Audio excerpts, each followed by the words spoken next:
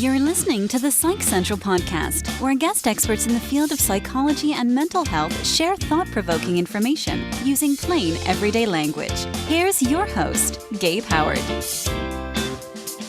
Hello, everyone, and welcome to this week's episode of the Psych Central podcast. I'm your host, Gabe Howard, and calling into the show today, we have Dr. Jasleen Chhatwal. She is the Chief Medical Officer and Director of Mood Disorders Program at Sierra Tucson, a premier residential behavioral health treatment center. Dr. Chhatwal, welcome to the show. Thanks, Gabe, for having me. I'm delighted to be here. Well, we are super excited to have you here today because you're also an anxiety expert, and many people who aren't used to feeling the effects of anxiety are because of COVID. So I want to start with, are you seeing people that never had anxiety and stress issues before suddenly developing anxiety disorders because of the global pandemic? I am noticing that there are a lot of people who notice anxiety type symptoms. And since they've never really experienced them before, they're really taken aback and they don't really know what's going on. And so I feel like one of our big duties at this time is to help people become more aware, because I think once you can name the beast, then it's a lot easier to tame the beast. And I think a lot of individuals will have a hard time if they don't know what to call it or what to do with it. The Psych Central podcast has been on the air for almost 5 years. PsychCentral.com has been around for 25 years. So we are well versed in mental health advocacy. And for the most part, it's always sort of been in its own little corner. There's the people that have a mental health issue or a mental illness, and they understand it. There's people who develop one or have a loved one who develops a mental health issue or a mental illness, and they're searching for information. But by and large, the majority of the population was not discussing this openly. We've seen that change dramatically in the last 6 months, where suddenly it's sort of mainstream news about how adults that never had any mental health issues before are suddenly suffering from the symptoms of depression, anxiety, stress, and on and on and on. So a lot of people talk about anxiety like it's a pathological thing. I really try to explain to people how anxiety is normal. You have to have the neurobiological fear response to be safe as a human being. Like you're going to the Grand Canyon and walking over the skywalk. The fact that we don't just climb over the rail and try to jump down is because we do have a biological response to anything that's not within the normal human experience or scope. If you think about having a snake by your chair, you want to have an anxiety response so that you can quickly panic and run. And what will happen if you don't have that fear response is you will die because the snake will bite you, or you'll have some pretty negative consequences of that. How can you not have anxiety when you're being told all day on the news that you need to take all these extra precautions to just be safe, to not fall sick, to make sure your loved ones don't die? That is something that just normally will cause some degree of anxiety. The difference between that type of anxiety and what can be called a DSM anxiety disorder ends up being that it becomes overwhelming to the point that you can't function. And what we start to see is people who may have had a higher level of anxiety before, but were being able to do things to help themselves, like going to the gym to work out, or going for a run outside, or spending time with loved ones. All those people, their coping skills have been taken away. And that is where you start seeing that they now fall into more that clinical anxiety disorder category. If you look at most mental health conditions, they are on a spectrum, and it just really depends on how far along the spectrum you are today. Could be that today it's a disorder, but a week ago or 2 weeks ago, it wasn't quite meeting the criteria. One of the themes that runs through the Psych Central podcast is we try to explain that mental health and physical health actually they have a lot in common, meaning most people have good physical health most of the time, but you can still get a cold, you can still get injured, and that's a very temporary problem. But you can also have, for example, diabetes, which is severe and persistent and lifelong. Mental health is the same way. I think a lot of people think that you either have good mental health or you're mentally ill, and that there's nothing in between. Do you believe that because of the pandemic, people are starting to realize that everybody has mental health and that you can have the equivalent of a cold, which in this case is stress and anxiety or panic? Do you think this is helping to educate people that we all have mental health and anything can trigger bad mental health? Yeah, I think reading a lot more content about that in very popular channels, maybe your podcast or me, like this is our world, but other people Sure. for Yeah. whom this is not their world, we are seeing them talk more about mental health. And in my own world, I try not to talk about somebody having just mental illness. I think about mental health on a continuum. You can do things every day to improve your mental health, and you can do things every day that may not really be serving it well. The kind of food that you eat, the places that you go to, the people you spend time with, each of those things can help build up that mental health. Dr. Chhatwal, thank you so much for establishing that more people are suffering from anxiety and that it's a very real thing. We've been doing this work for a long time, so we're not surprised by this. But I think that the general population is, and one of the hallmarks of being surprised by something is that you don't know what to do about it. Do you have advice for listeners who are overwhelmed, anxious, and filled with stress due to the COVID-19 pandemic? The one thing that we can all do, and maybe do a little bit better, is starting to become more aware. Naming what is going on for you is really important. And naming not in the sense of saying, oh, I have so-and-so disorder or diagnoses, but more naming like, how does it feel for me? How am I feeling in my body? What are the signs that I'm seeing for myself? What are the changes that I'm seeing in my behavior? So recognizing that you're not as engaged, you're not as motivated or fulfilled, to saying, okay, well, I don't really feel like doing my work. Or when my children ask me a question, I feel exasperated and want to roll my eyes. That can be a step to saying, okay, something is definitely going on. And now let me sit and think how I'm feeling physically, what are the emotions I'm feeling.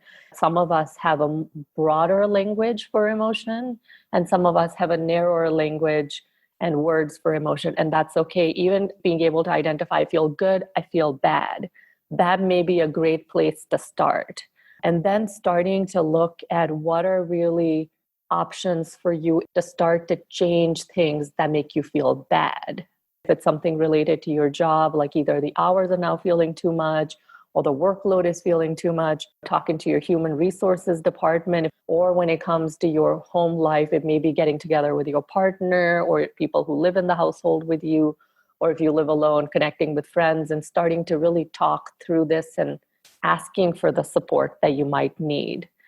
Another strategy can be then to start to follow some degree of a schedule, because we hear a lot about, pajama sales are on the rise, or that people are doing the Zoom uniform with the formal top on shorts at the bottom. I love that. Yeah, it's comfortable. And it can also, though, give your mind a signal that you're just supposed to be relaxing. However, what you're doing is sitting in front of your computer and working. So now your mind is really confused. It's like, well, I'm supposed to be feeling relaxed, but I'm doing work. So what we're hearing from people is that they're working longer hours because now they're just connected on the computer all the time. They still have to take care of their children. And now they have to go pick up their groceries and wipe them all down. Like everything's become just a tiny bit or a whole lot more complicated. And so trying to at least get your life into a little bit of a schedule may make you say, okay, I start my work day at 8, and then I am going to end it at 5, just like I would normally clock out. And then maybe in that evening time, you can start to recognize what are pleasurable activities that you can do in your home environment. I'm hearing from people that they can't work out, but I can tell you, like, doing push-ups doesn't take a lot of equipment. And so it may be deciding, hey, right now I can only do 5 push-ups a day. Within the next 2 weeks or a month, I'll get up to 10. So setting realistic goals that make you feel like you're being able to achieve something and that are in a direction of something. For myself, I think 2 or 3 months ago, I was feeling like, I'm just at home, going to work, coming back. But I got myself a easel and canvas, and I picked up something I hadn't done in about a dozen years. I made a painting. It's not great. I'm not going to sell it, but I did something that was enjoyable. Finding anything that you can do that serves your soul is really very important at this time. When all of this started, we sort of had this mindset that, okay, we just need to hunker down and get through it. It's only going to be a couple of weeks or even a couple of months. Now, here we are, and we're starting to learn that we don't really know when this is going to be over. Yeah. So now we're sort of in this kind of like a limbo state where we don't know if we want to make new habits that we want to last for years, or if we should still stay in this, oh, things are going to get back to normal tomorrow. The examples that I always use is, look, if I lost my job, I would understand that that job's not coming back and I would prepare for a new future. But if I was laid off from that job and they told me that as soon as things pick up, we'll call you back, well, now what do? Do I look for a new job? Do I wait for things to pick up and they call me back and I resume my life? We don't know when this is going to end. We don't have that hard stop. My advice to people and my thought for myself and my loved ones is that this is maybe a time for us to really start reinventing and reconsidering what our new normal is going to be. We know that not only has the pandemic obviously affected our way of life drastically, but also that there's a potential financial crisis that's brewing. So really looking at restructuring our lives and seeing, are we really on the right path? And even as a human species, is the direction that we're going really the direction we need to go? In all the things that we cannot control, the thing we do get to control is how we're going to react and how we're going to start to make our own decisions in our lives. Connection is fairly important. Make sure that there is a regular way to connect with other human beings, even if you're working from home. I've heard these amazing stories about families that do, Zoom sessions every week, or who will play card games on Zoom, or might even just turn on something like a video platform and have conversations throughout the day. We've done things like with my in-laws and family where we watch a movie at the same time. Also, I think starting to look in terms of employment at what are sustainable ways to work, because as a culture, we work a lot. And I think a lot of companies are now realizing that maybe people don't need to be clocked on or on site as much as we previously thought they needed to be. So starting to really see if that is okay for you, because for some people, like telework does not work. And for others, telework seems like the best thing since sliced bread. You've hit on a very interesting point there with your example of telework. Some people absolutely love it and other people absolutely hate it. We're seeing this a lot with anxiety. Some people are handling this pandemic no problem. They have literally zero anxiety. Other people are falling apart at the seams. Why is it hitting some people harder than others? And then there's this tendency, if you're one of the people who anxiety is hitting you really, really hard, to find somebody who's managing this global pandemic like gangbusters and compare yourselves to them. And I imagine that makes it much more difficult to manage the anxiety and move forward. Comparison has always been one of those things that kills your drive and really starts to make you feel deflated, because we don't know what that other person's life looks like. We don't know what their life experiences have been. In mental health now, we've noticed for a long time that our early lives have a huge impact on how we respond later on. And some people who are more anxious than others either at this point don't have access to their usual coping strategies, or the other thing could be that a person who has more anxiety likely had more adverse childhood experiences or early life trauma. Some of that trauma can get relived when you're isolated, alone, don't have support. And then finally, it can also sometimes be that you've had a really comfortable and quote unquote normal life. And when suddenly something comes and upends your way of life, it may be your first time really facing something that feels overwhelming. So you may not have had practice at managing that before. The more we think that others are doing well, the more likely it is that we're more focused on them rather than ourselves, rather than just sitting and saying, well, Tom seems to be doing really well. And I see that Dave's Right. kind of killing it. being more connected with yourself is probably your best bet in being able to find that new normal and move forward post-pandemic. I really like what you said there about if we're paying attention to others, we're clearly not paying attention to ourselves. And anxiety is not going to clear up by convincing it that Bob or Jane is living their best life and therefore I should be living my best life as well. It involves more nuance and work than that, which leads me straight into my next question of how can I know if I'm being realistic about the risks and dangers and when I'm letting anxiety just simply get the better of me? Anxiety can get the better of anybody. It is a neurobiological response. We have this tiny area in our brain called the amygdala, whose job it is to give us fear signals. It's really, once you start feeling like you can't quite function in your life, you're not really being able to do the things that you typically can get done, or especially if you start having thoughts about suicide or not wanting to live, or starting to feel like your life is not worth it. Those are danger signs. And those are times I would say, don't even think, go seek help. There's really no harm in seeking help. And if nothing else, most of our communities have what we call warm lines. And you can call those and speak to somebody and see if that starts to help you, because a lot of us may not be able to clearly think about what's happening to us till we start speaking about it. I usually say, if you go to a therapist, you can always decide you don't go for the second visit. It's not like they're going to force you to come, but you at least start to tell your story and start to try that out as an option for if that's going to help you or not. We'll be right back after these messages. Gabe here, and I wanted to tell you about Psych Central's other podcast that I host, Not Crazy. It's straight talk about the world of mental illness, and it's hosted by me and my ex-wife. You should check it out at psychcentral.com/notcrazy or your favorite podcast player. This episode is sponsored by BetterHelp.com. Secure, convenient, and affordable online counseling. All counselors are licensed, accredited professionals. Anything you share is confidential. Schedule secure video or phone sessions, plus chat and text with your therapist whenever you feel it's needed. A month of online therapy often costs less than a single traditional face-to-face session. Go to BetterHelp.com/PsychCentral and experience 7 days of free therapy to see if online counseling is right for you. BetterHelp.com/PsychCentral. Hey, Psych Central podcast fans, we'd love for you to take a brief 3-minute listener survey so we can better understand our audience, which is all of you. Go to psychcentral.com/survey20 to complete it now. Everyone who completes the survey will automatically be entered into a drawing to win one of 2 $75 Amazon gift cards.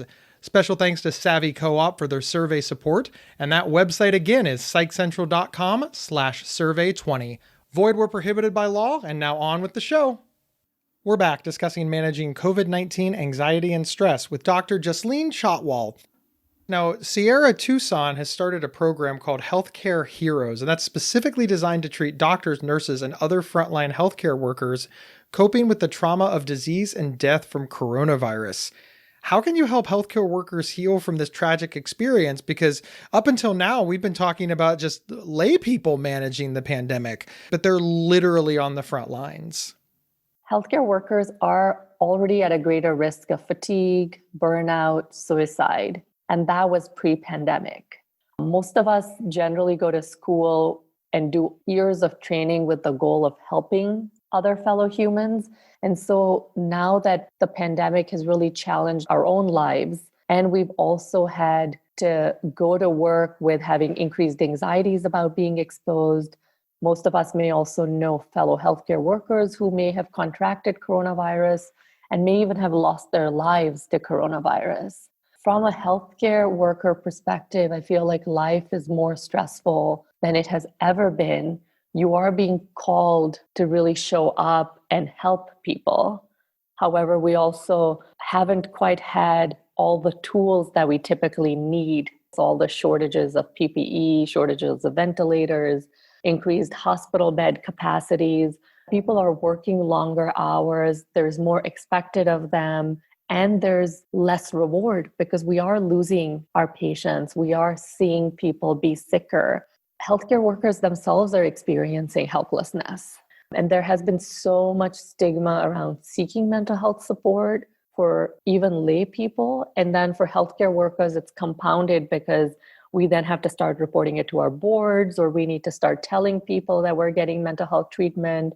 A lot of healthcare workers are used to kind of putting on their armor and saying, I'm okay, I can work long hours, I can do what needs to be done. So Sierra Tucson, as a group, when we started looking through how could we show up and help our community and help our people, we decided to try to create this program, which we want to make it okay for people to say, I'm not okay. That's the message that we're trying to give. It's okay to need support, and we're here for you. We are also healthcare professionals, and we're experts in trauma healing. And we are uniquely positioned at this time to support our fellow healthcare professionals with a nurturing environment, trauma-focused therapies, and then also additionally peer support. So finding ways to help them get back on that spectrum of mental health, to move closer towards mental wellness and further away from having a mental health diagnosis or mental illness. There are healthcare workers who already live with mental health conditions prior to this. So making it okay for them also to know that they can take time off and really care for themselves, because they're the most important person. From my perspective, it doesn't serve the greater society to have a healthcare worker who is so stressed out, so overwhelmed, or is suffering from a mental illness or a mental health condition not seek treatment, because how beneficial are they going to be to my care if they themselves are in crisis or potentially in crisis? So do you want healthcare workers who know that they're at risk for a mental health issue not seek help because they're afraid of the stigma, the discrimination, the judgment that doesn't serve the greater good?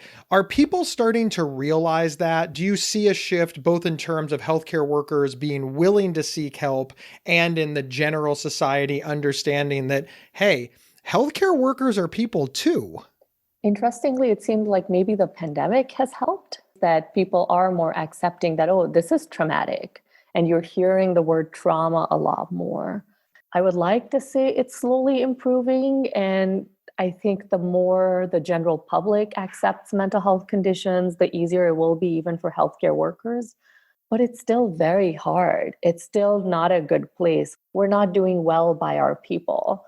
I think the big piece of that is that we're separating physical and mental health.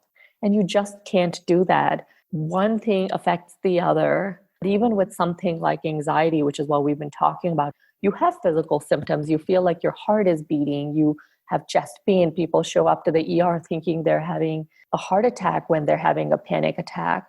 Unless we as a society, the healthcare system, insurance companies in their own areas start to really marry the two together and say it's whole health, we really can't get away from stigma. Like we said right in the beginning, everybody has mental health. Everybody has physical health. And like the WHO says, there is no health without mental health. So we got to get them together. I completely agree with your assessment that the pandemic does seem to be helping mental health understanding, because so many people are in the exact same boat. They themselves are suffering from anxiety because of COVID. So therefore, they're less likely to be judgmental against somebody else who's suffering from anxiety. Also, if a global pandemic doesn't cause anxiety, I don't know what will. For some reason, when somebody says, I'm anxious, our first question is why, and then we decide if that's a good reason. That's very unfair, right? To determine if somebody's allowed to be anxious based on the reason that they give. Anxiety doesn't work that way. Is that correct? You're exactly right, Gabe. Anxiety can only be assessed by a person's own barometer. So myself, I'm not scared of heights. I used to skydive, but I have a friend, we went together to the Grand Canyon and they have a walkway on the Nevada side, and we were walking over it and she was like, nope, not doing it. And I was like, girl, come on, we'll walk. And I'm trying to hold her hand, and she just couldn't. So I can't say she's more anxious than I am, because it's not the same for everything. She may not be anxious in a lot of other situations that I may be anxious in. And so anxiety is per your own context. And it is per the lessons you've learned in life, per things that are fearful to you. the stories you tell yourself. And it's usually from early life experience. You've either had a negative experience with something, so you're more fearful of it, or you've been told stories about that thing that make you more worried. So there are all those components which fall into the nurture category. And then some people do have just a slightly higher sensitivity, and that becomes the nature element, which is your genetics, how your amygdala, which is the fear center, like how that's tuned. Some people just have a more sensitive amygdala. Their fear response is greater. And then we also know that having negative experiences early on in life will make it that your fear center kind of reacts a lot quicker, or may start to be easy to get stimulated. So if you've had a lot of early life trauma, it's almost like your fear muscle is stronger. So you can react a lot quicker. And that is an evolutionary mechanism for human beings to keep themselves safe. So when we were hunter-gatherers, if we were roaming around dangerous areas and there were going to be javelinas chasing us, then our fear around javelinas would need to be a lot more to protect ourselves. And for your listeners who don't know what a javelina is, you can Google it. It's a wild animal. It's a wild boar that we have here in Arizona. So that's really my closest context. They're mean-looking creatures. Dr. Chhatwal, I have one more question, which is kind of an ironic question, and that's why I saved it to the very end. All of the content surrounding COVID-19, it can be overwhelming, it can be disturbing, it can be hard to listen to. How can our listeners balance staying informed with the information that they need to stay safe, like this podcast, for example, but also not be overwhelmed by this onslaught of negativity brought on by just constant COVID-19 information? Much of it scary, quite frankly. It really is. I've recommended, and I practice this in my own life, to take sort of a news break or a news holiday, to stop listening to the news. Because when people are sitting at home, they're just listening to the news channels all day sometimes. So really giving yourself a sliver of time when you look at whatever content that you want to look at, and then put it away. Also looking at platforms that maybe present this news in a more palatable format. So maybe like your podcast, everybody can tune into Psych Central. You have a great sense of humor and you try to make it approachable. Some people listen to the late night comedy shows, which will give you the information you need, but with a chuckle. You can also subscribe to news outlets now have daily newsletters that they can send you with the headlines. So it may be that you say, I'm not going to read all the news. I'm just going to get a newsletter and look at it once in the day.